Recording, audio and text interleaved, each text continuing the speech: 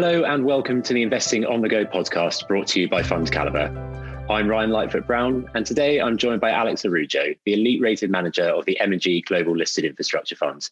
Alex, thank you very much for your time today. Hi, Ryan. Good morning. Pleasure to be here. Now, your fund invests in three different types of infrastructure: the economic, social, and what you call evolving. If we could just go through each of those in turn, maybe a few examples to help bring that to life for our listeners. Firstly, what are the type of companies that are included onto the economic category? Right. Well, Ryan, this is the broadest exposure and in fact, the largest exposure in the fund. It's typically around 2/3 of the overall exposure of our strategy. And it spans three subsectors. So just to make things slightly more complicated, utilities businesses, energy infrastructure, and transportation infrastructure. So think of the sort of for lack of a better term, old economy or real economy type infrastructure assets. So within utilities, which is an extremely important area for us, you have everything from electricity generation to water to waste and recycling and so on. So an example there, and this is a global strategy, so perhaps I'll give you an example of a sort of a faraway business, which would be a company we invested in last year that's listed in Hong Kong called China Gas Holdings, which is involved in making connections and distributing natural gas within China to industrial and household users, which is actually quite an interesting decarbonization initiative because it displaces the use of coal.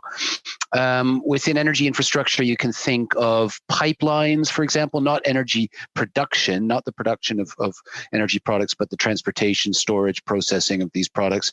And then in transportation, it would be things like airports, toll roads, and public transit, for example. Okay, thank you. So what about the social category of infrastructure? Well, this is an area that's, of course, become extremely critical. It's quite apparent that they're critical assets for the functioning of society. And you can think of things like hospital infrastructure, municipal buildings, schools, fire and police stations, university accommodation, courthouses, things like that. So mainly government sponsored or government contracted building infrastructure that is critical for the functioning of society. And I think hospitals are a great example of this. And one of the reasons this is such an attractive area and is one of the more defensive areas of this portfolio is that even if this infrastructure isn't actually being used, so think of last year, for example, schools being closed, libraries being closed, and so on, the infrastructure owner in which we're invested still receives the contracted revenues, which tend to grow at roughly the rate of inflation. Sure, thank you. And then finally, maybe we can look at the evolving infrastructure. Is this sort of some of the new economy versus the old economy of the economic side? Yeah, in some ways it is, and it's quite an exciting area because, as you can imagine, it is structurally growing.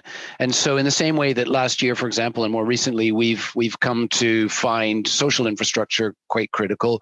What about digital infrastructure? Everything that's required to function in a digital economy, to work from home, entertain ourselves from home, be connected to families and loved ones via video, and so on. So these are things like mobile phone towers, like data centers, without which the internet wouldn't exist, or even optical fiber networks.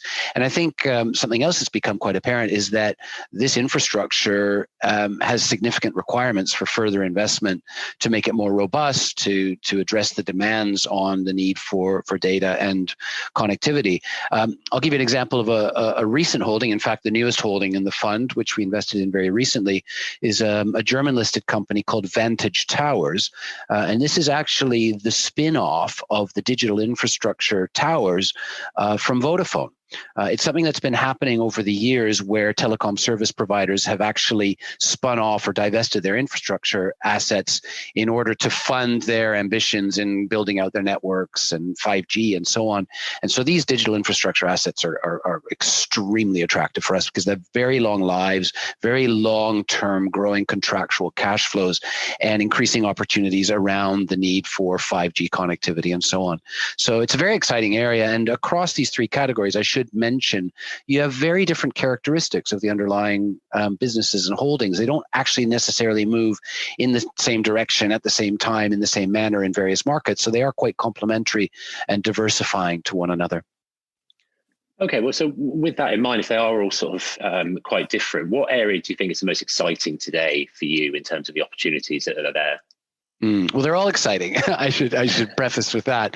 But at the moment, in terms of valuation opportunities and potential upside, I would probably highlight the first category we talked about, economic infrastructure, because in the midst of the global pandemic and economies voluntarily shutting down and so on, you can just think of how empty airports and empty toll roads and so on would affect these kinds of businesses. Valuations have become extremely attractive.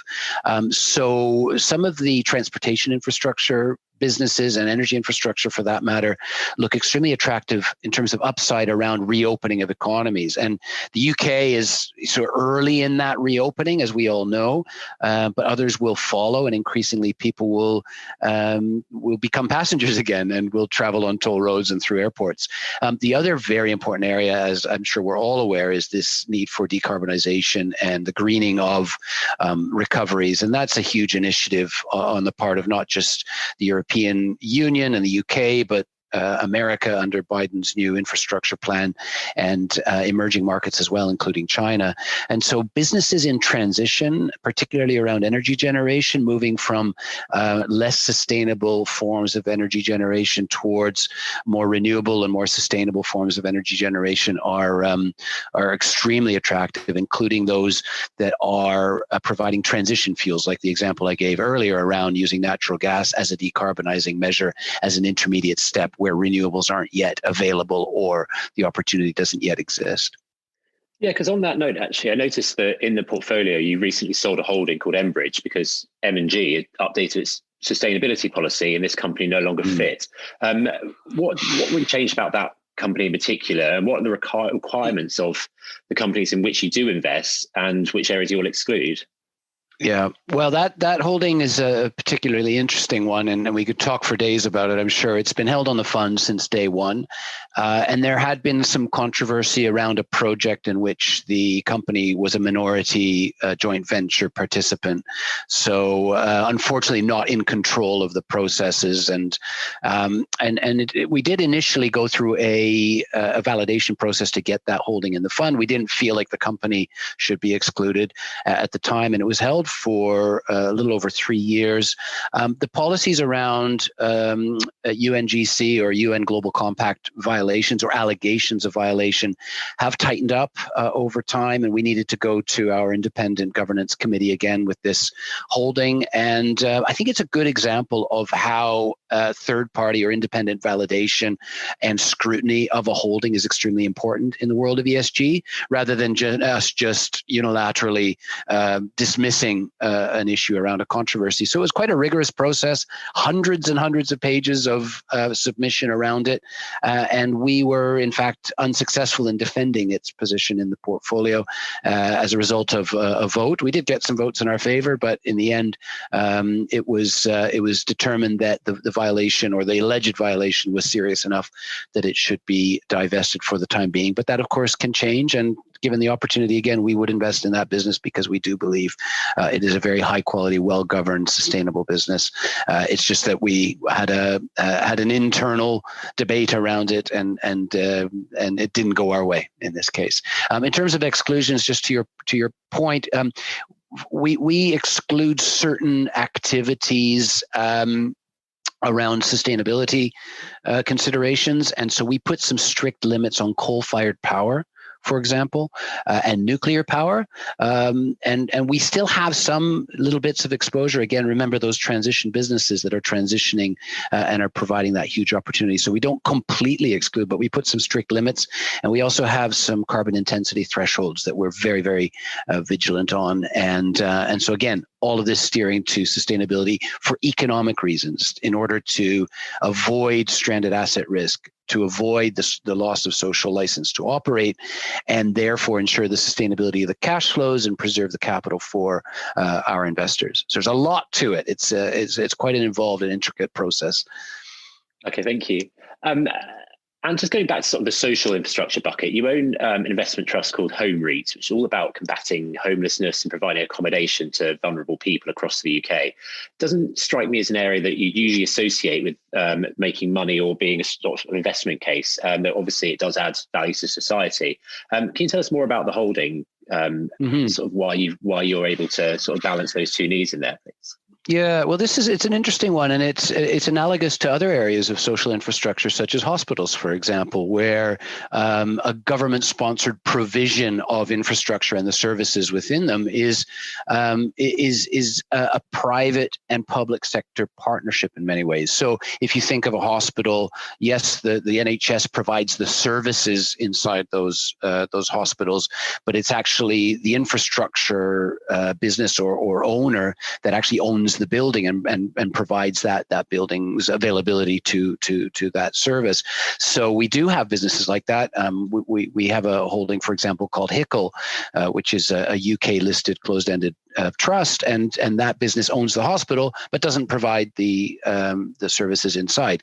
Home REIT is analogous in many ways because there is a need for accommodation for the homeless, and that is provided by local councils, and it is certainly a public sponsorship, but those facilities aren't actually owned by the local authorities. So regardless, they have to pay somebody in the private sector to provide that accommodation, and then the services are then put forward by the local authority.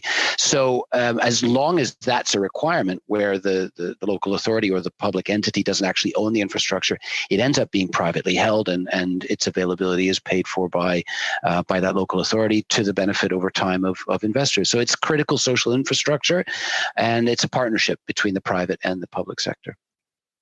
So now just going to your portfolio as a whole, how do you sort of balance the need for some capital return as well as generating some income for your shareholders and for the fund? Can you just talk us through that, maybe with the difference in the sort of economic, social and evolving cases as well? Sure. Well, we are resolutely focused not on yield, but on the growth in the dividend stream, which itself comes from the growth in the cash flows that are backed by these physical infrastructure assets. So there is a common perception that infrastructure businesses are high yielding, and it's true. You can go and find high yielding, non-growing infrastructure assets and businesses, but that's not what we do. We happily take a slightly lower starting yield. It's still very generous. It's significantly higher than the global equity market at roughly 3.5% at the moment. But where we then get the capital return is by way of the growth in the underlying dividends, which we then translate into growing income to our own unit holders over time. So what you end up with is in the current environment, a starting yield of roughly 3.5%, and then growth in the income stream of between 5 and 10% over time, which basically turns into your capital return for a total expected return in the high single digits with lower volatility and lower drawdown than the broader equity market. And that's, since we've launched 3.5 years ago, roughly what we've delivered. It's exactly what we've delivered, with all kinds of market environments and a global health pandemic thrown in for good measure. So that's how it all comes together. But again, that resolute focus on growing dividends is key. To your question around the three categories, it's very true that the nature of the dividend growth or the profile of that dividend growth is different. Economic infrastructure, as you'd expect, has a dividend growth rate roughly around the growth rate of GDP. Social infrastructure, as I mentioned earlier, roughly a growth rate of inflation. And then within evolving infrastructure, you get those higher structural rates of growth that are associated with some of the fastest growing areas of the economy, particularly around digital infrastructure. Well, Alex, that's been super interesting. Thank you so much for your time today. Oh, it's a great pleasure. We're very excited about the asset class, and I do believe it's poised for great things over the short, medium, and long term. Brilliant. Well, on that excellent note, we're going to have to leave it there. For more information on the elite-rated M&G Global Listed Infrastructure Funds, please visit our website, FundCalibre.com. And for more from our Investing on the Go podcast, please subscribe via your usual channels. Please remember, we've been discussing individual stocks to bring investing to life for you.